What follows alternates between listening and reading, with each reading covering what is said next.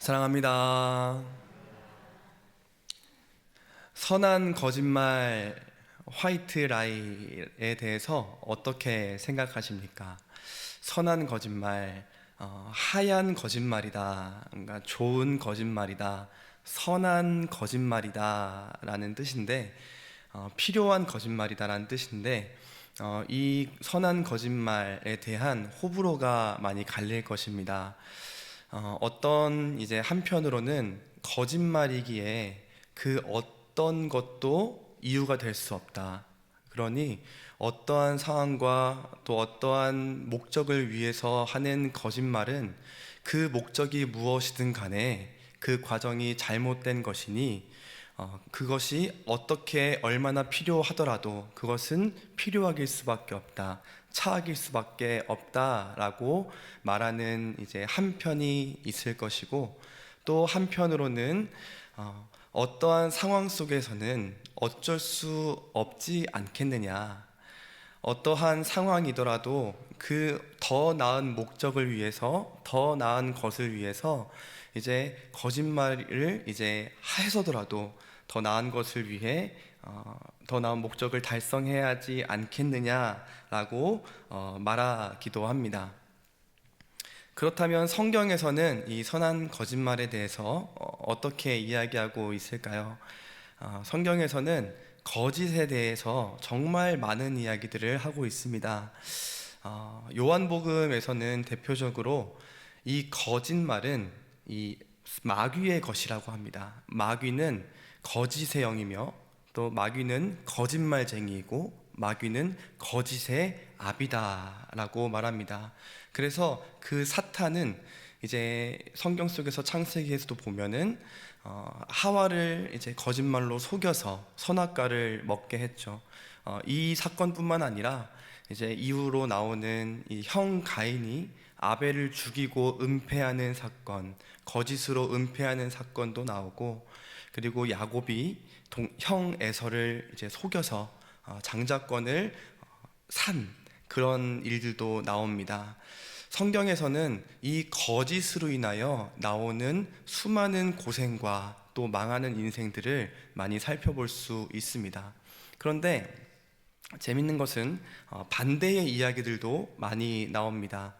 출애굽기 1장에서 보면은 요셉을 알지 못하는 새 왕이 일어났죠. 그래서 그 점점 강대해져 가는, 그 애굽 땅에서 점점 강대해져 가는 이스라엘이 점점 더 강해지는 것을 두려워한 이 왕이 이제 태어나는 아기 중에 남자 아기라면 죽이고 딸이라면 살려라 라는 그런 명령을 내리죠. 그래서 히브리 산파 십브라와 부하를 불러서 몰래 이렇게 명령을 합니다. 너는 아기가 태어나면 그 아기 집으로 달려갈 텐데, 그 달려가서 그 아이가 남자 아기면 몰래 죽여라, 여자아이면 살려라 라고 명령하죠. 그런데 이 하나님을 두려워한 히브리 산파는 이제 가서 남자 아이여도 죽이지 못합니다. 하나님을 두려워했기 때문이죠. 그러자 그 아이를 죽이지 않는 그 산파를 보고 이제 왕이 물어봅니다. 왜 죽이지 않았냐? 그러자 히브리 산모들은 애굽의 산모들과는 달라서 너무나 건장해서 우리가 도착하기 이전에 이미 아이가 나아버렸습니다 라고 이제 거짓말을 하게 되죠. 또 이뿐만 아니라 대표적으로 기생 라합이 있을 겁니다. 이스라엘이 가나안 땅을 정복하기 위해 두 정탐꾼을 보내죠. 그 정탐꾼이 기생 라합의 집에 유숙합니다. 누군가 이것을 목격해서 이제 왕에게 고발을 합니다. 그래서 자국의 군인들이 그 기생 라합의 집에 도착해서 그 두 정탐꾼들을 끌어내라고 하죠. 그때 이 기생 라합은 여기 있습니다 라고 하지 않고 그 두 정탐꾼들을 지붕에 숨겨놓고 내가 그들이 이곳에 왔음을 알고 있지만 그들이 어디에서 왔는지 그리고 어디로 갔는지 알지 못합니다. 지금 빨리만 쫓아가시면 그들을 잡을 수 있을지 모릅니다 라고 거짓으로 말을 하죠.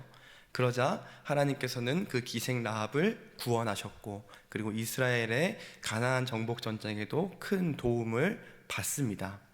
이러한 맥락, 비슷한 맥락으로 또 오늘 본문 말씀도 우리가 확인해 볼 수 있습니다. 여호수아를 속이고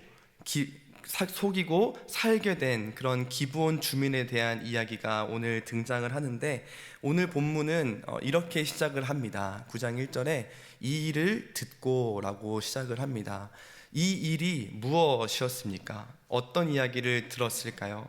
지난주 말씀에 나누었던 것처럼 하나님의 능력으로 출애굽한 그 이스라엘 백성이 가나안 땅에 들어와 그 여리고성과 아이성을 함락시켰고, 그리고 그 승리한 이후에 다른 것이 아니라 이스라엘은 그리심산과 에발산으로 가서 제사를 드렸습니다. 근데 이 제사는 단순한 예배가 아니었고 하나님의 말씀을 선포하는 자리였습니다. 이 가나안 땅이 바로 하나님의 땅이다 라고 선포한 것이죠. 그 가나안인들의 입장에서는 이방인이었던 그 이스라엘이 자신들의 땅에 들어와서 선전포고를 하고 있는 것입니다. 내 신이 아니라 그들의 신, 하나님의 땅의 신이라 선전포고를 하고 있는 것이죠. 그렇게 이스라엘의 본격적인 정복전쟁이 시작이 되는 것입니다. 그 이야기를 들은 이 가나안 땅의 반응, 그 가나안 땅 주민들의 반응은 두 가지였습니다. 첫 번째는 대항했고, 두 번째는 투항했습니다. 오늘 말씀 13장 1절 2절 말씀 한번 보도록 하겠습니다. 9장 1절 2절 말씀 보겠습니다. 이 일 후에 요단 서쪽 산지와 평지와 레바논 앞에 연안에 있는 햇사람과 아모리 사람과 가나안 사람과 브리스 사람과 히윗 사람과 여부스 사람의 모든 왕들이, 그 가나안 지역에 보면 이제 그 헷 족속, 맨 아래에 있었던 헷 족속부터 맨 위에 있었던 아모리 족속까지 다 이 일을 들었던 거예요. 자신들의 땅에 들어와 이 땅은 당신들의 땅이 아니라 하나님의 땅이다, 정복을 선전포고한 것이죠. 모든 왕들이 이 일을 듣고 모여서 일심으로 여호수아와 이스라엘에 맞서서 싸우려 했다. 이곳에 살고 있었던 원주민들의 그 입장에서는 잘 살고 있는 우리에게 선전포고한 것과 마찬가지이기 때문에 내 자신의 땅을 지키기 위해서 맞서서 싸우려 한 것입니다. 대항하려 한 것이죠. 두 번째 모습은 투항한 것입니다. 기브온 주민들, 그 히위 족속 안에 있었던 기브온 주민들은 여리고성 전투, 아이성 전투를 눈앞에서 보고 또 들었습니다. 그래서 생각을 한 거죠. 가망성이 없겠구나, 이 전쟁은 도저히 이길 수가 없겠구나. 그래서 꾀를 내었어요. 멀리서 온 사신들처럼 자신들을 꾸미는 것입니다. 그래서 그들에게 조약을 맺자라고 이제 이야기하러 가려고 하는 것입니다. 근데 아주 철저하게 준비를 합니다. 헤어진 전대를 차고, 그리고 가죽 그 포도주 부대를 이제 나귀에 싣습니다. 그리고 낡은 신을 신고 낡은 옷을 입고 굉장히 디테일하게 합니다. 어떻게 성경에서는 표현을 하냐면 가장 많이 사용을 하고 그리고 많이 다룰 수 있는 그 신발, 그리고 물 많이 마시죠. 그리고 가죽 부대들, 그 포도주가 든 가죽 부대를 닳다 못해, 이것이 낡다 못해 기웠다라고 합니다. 그런 정말 디테일하고 철저하게 준비를 하죠. 그뿐만 아니라 우리가 멀리서 여행을 왔다라고 이것을 나타내기 위해서 자신들이 가지고 온 그 떡들, 곰팡이가 난 마르고 곰팡이 난 떡들을 준비합니다. 그러고 나서 우리가 심히 먼 나라에서 왔으니 조약을 맺자라는 거죠.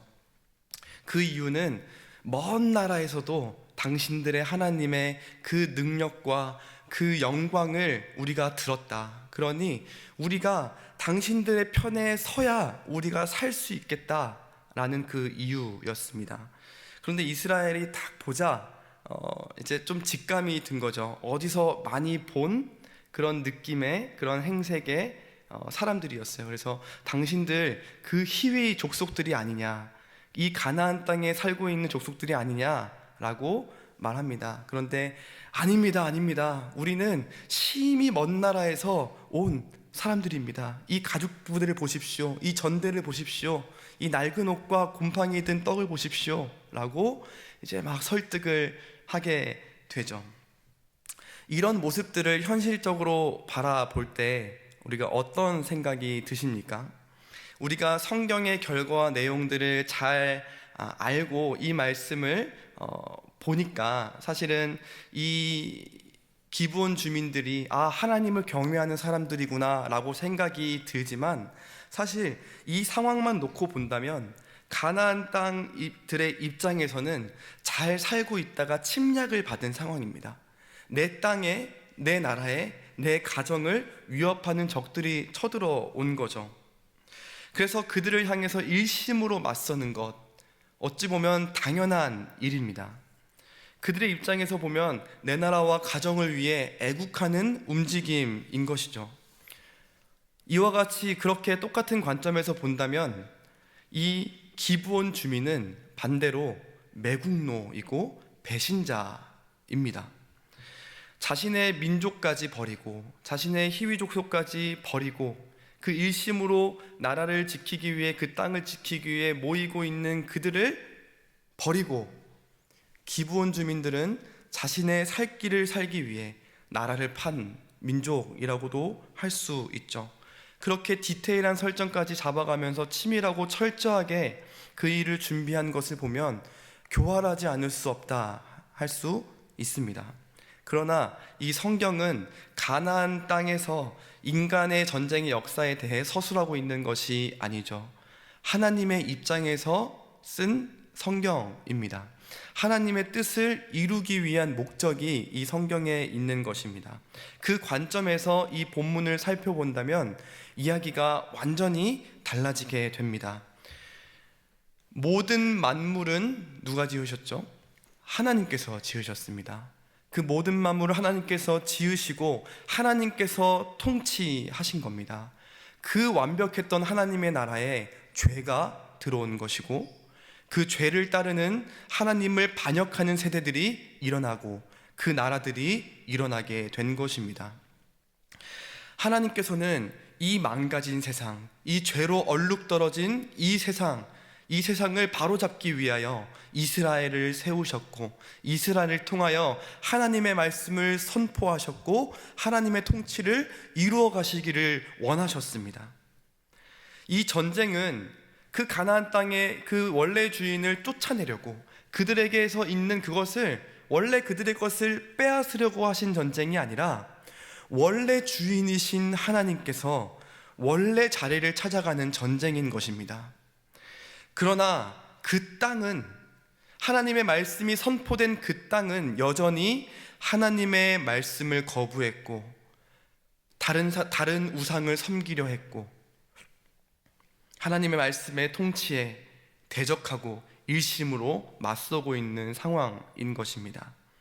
이 세상도 마찬가지입니다. 하나님의 말씀은 화평이 아니라 불이라 말씀하신 것처럼 하나님의 말씀이 이 죄의 권세 아래에 있는 이 세상 가운데 던져지게 된다면 그 분열과 대적이 일어나는 것은 당연한 모습입니다. 하나님을 믿지 않는 자들에게 하나님의 말씀을 전할 때 그 튕겨 나가지는 것은 오히려 당연한 것이죠.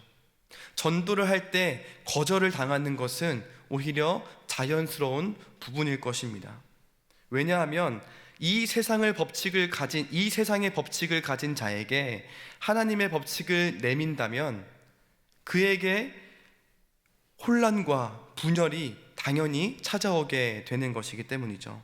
그러나 하나님께서는 우리에게 원래의 법을 회복시키기를 원하신다라는 겁니다.